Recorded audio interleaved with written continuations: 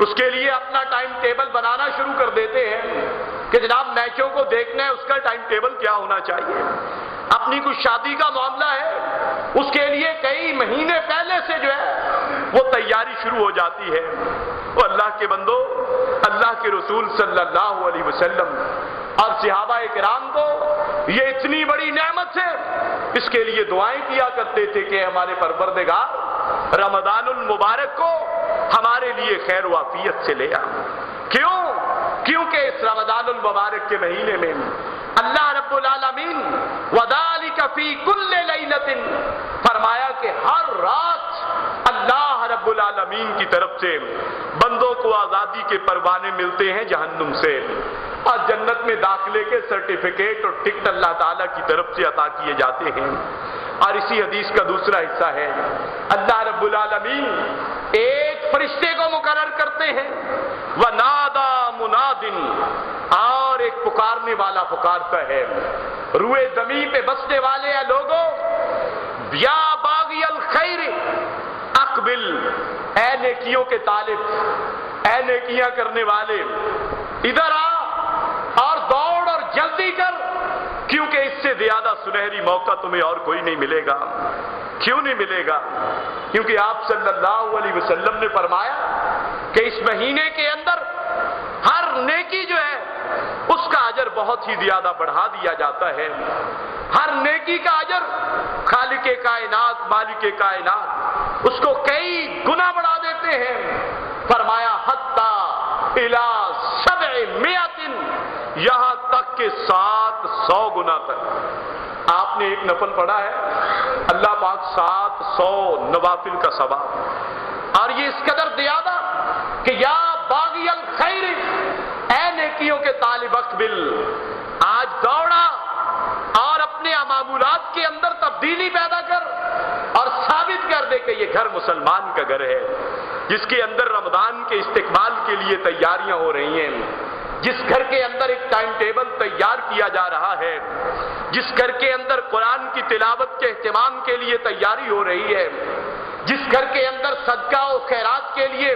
وہ ایک جو ہے وہ اسکیچ تیار کیا جا رہا ہے، یعنی رمضان المبارک کی آمد پر۔ کیونکہ آپ صلی اللہ علیہ وسلم نے فرمایا، ایک مرتبہ ایک عورت آپ کے پاس آئی، انصاریہ عورت ہے، پیارے پیغمبر صلی اللہ علیہ وسلم نے پوچھا کہ بھئی سارے لوگ حج پہ گئے ہیں اور میرے ساتھ تو حج پہ کیوں نہیں گئی؟ بخاری شریف کی حدیث ہے۔ تو وہ عورت بتلاتی ہے، وہ صحابیہ، کہ یا رسول اللہ صلی اللہ علیہ وسلم، ہمارے پاس 2 اونٹ تھے، ایک اونٹ پر میرا خاوند اور میرا بیٹا وہ حج کے لیے چلے گئے، اور ایک اونٹ ہم نے گھر میں پانی لانے کے لیے رکھ لیا۔ تو آپ صلی اللہ علیہ وسلم سے کہا کہ یا رسول اللہ، سواری نہیں تھی اس لیے میں عورت داز تھی اور حج پہ نہیں جا سکی۔ تو پیارے پیغمبر صلی اللہ علیہ وسلم نے کیا جواب دیا کہ بھئی بات یہ ہے کہ رمضان کریم آنے والا ہے، رمضان المبارک آنے والا ہے، یہ برکتوں اور رحمتوں اور فضیلتوں والا مہینہ آنے والا ہے۔ بخاری شریف کی حدیث ہے، فرمایا کہ اس بابرکت مہینے کے اندر عمرہ کر لینا، تعدلو حجۃ معیہ، فرمایا ثواب کتنا ملے گا کہ جیسے میرے ساتھ کسی نے حج کیا ہے۔ پیارے پیغمبر صلی اللہ علیہ وسلم کی امامت میں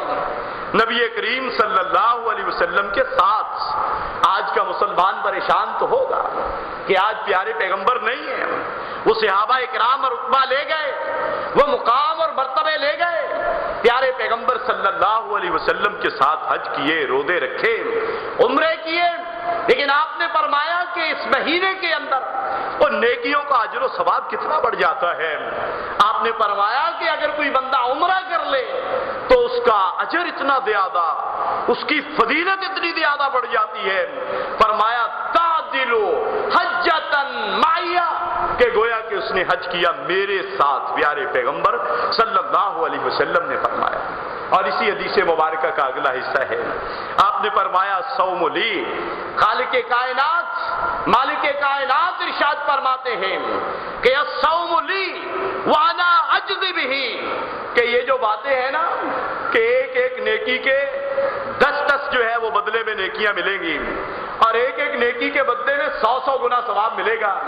اور ایک ایک نیکی کے بدلے میں 700 گنا ثواب ملے گا۔ فرمایا اللہ رب العالمین نے روزے کو اس کا پابند نہیں قرار دیا، اور یہ روزہ فرمایا کہ الصوم لی، کہ خالق کائنات کہتے ہیں کہ میرا بندہ جو روزہ رکھ رہا ہے نا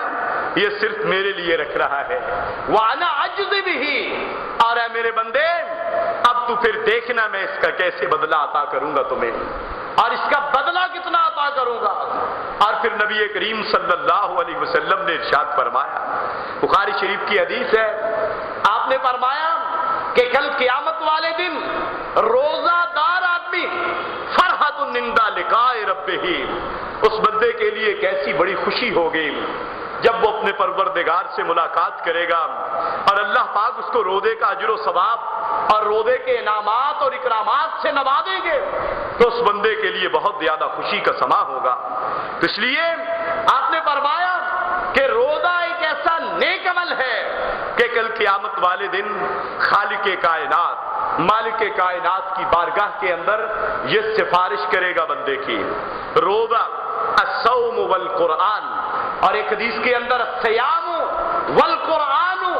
یشفعان عند ربہ، اور یہ روزہ اور اس کے ساتھ فرمایا کہ یہ قرآن یہ اللہ رب العالمین کے ہاں سفارش کریں گے۔ تو میرے بھائیوں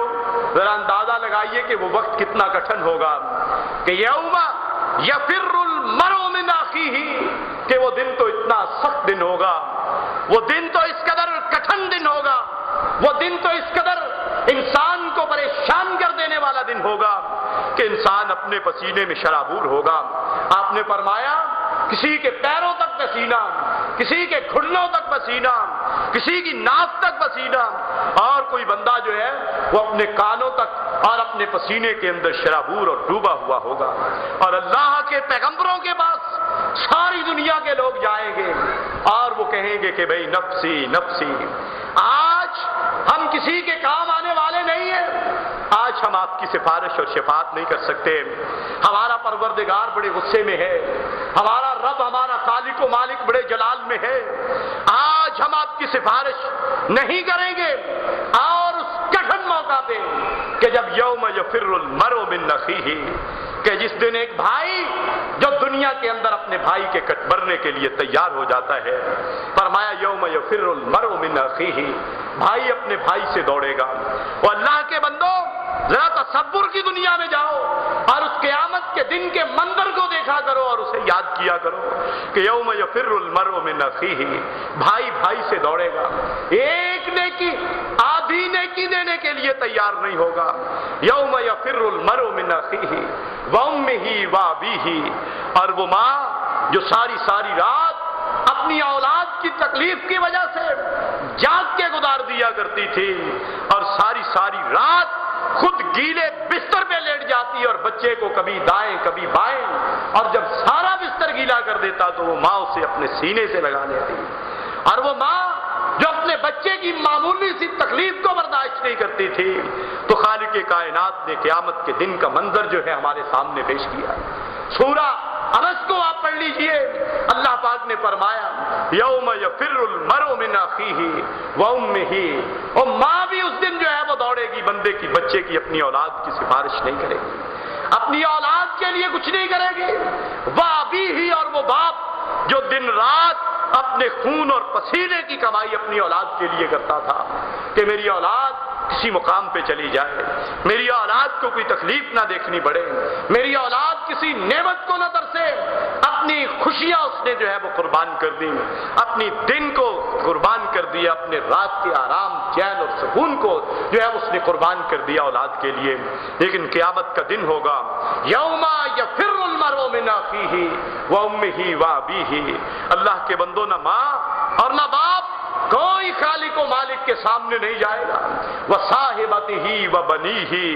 اور نہ اس کی بیوی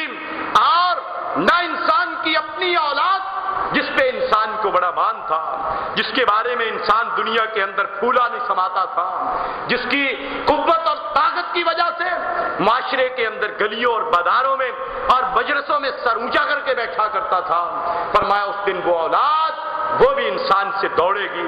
اور دور دوڑے گی کہ اے باپ آج میں تیرے کچھ کام نہیں آ سکتا، اے بھائی میں آج تیرے کچھ کام نہیں آ سکتا۔ ایک نیکی کم پڑ جائے تو فرمایا کوئی نیکی دینے کے لیے تیار نہیں ہوگا۔